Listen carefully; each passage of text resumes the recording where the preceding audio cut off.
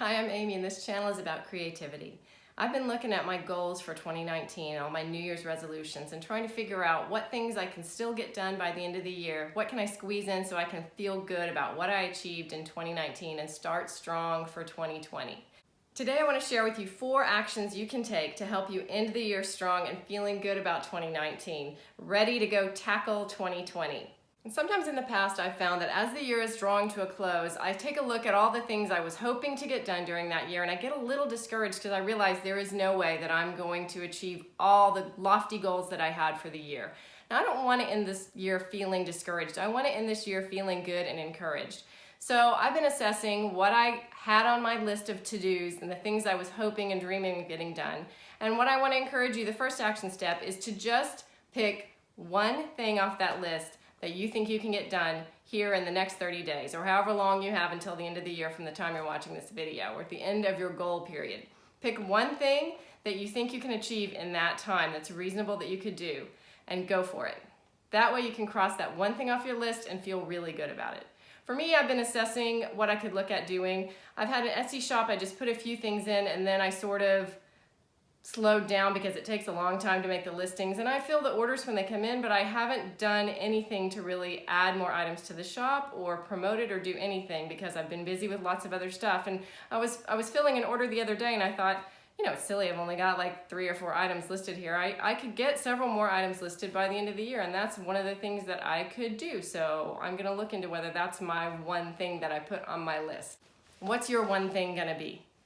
Action step number 2 is make room in your life for success in 2020. I am a really lucky person because I have my own art studio or craft room in this house and I know that that is like a really rare blessing that I'm excited about. But this year I thought I had this brilliant idea that I would share my crafting and art room with my little preschool boy and let him have part of it for a robot making lab. And in my mind, I saw these blissful moments together where he would be sitting there crafting and I would be sitting there crafting and I'd be able to spend a lot more time in there because he would be enjoying his side of the craft room while I was enjoying my side of the craft room. The reality this year has not played out exactly the way it did in my dreams and it has become overrun with robot lab boxes and everything else you can imagine that a little preschool boy wants to use to build robots out of trash. And there hasn't been much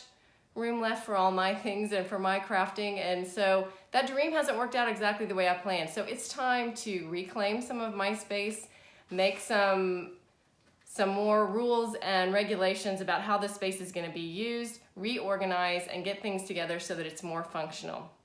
That's going to set me off in 2020 to have a much better chance of being able to do the things I need to do, including filling orders for Etsy and other things like that, without it being an unusable space. Also, somebody got paint on my beautiful Art Deco settee. I'm just gonna save that rant for a whole other video, but any of you guys with small kids, anybody feeling me on this? Yeah, well, that's life, right?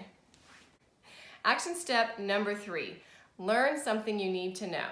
For me, I have a lot of goals of things I want to achieve, but sometimes I get hindered by not having some of the technical skills I need to make the thing happen that I want to happen. So the actual goal is not the technical part, but not knowing the technical part is holding me back from achieving the goal.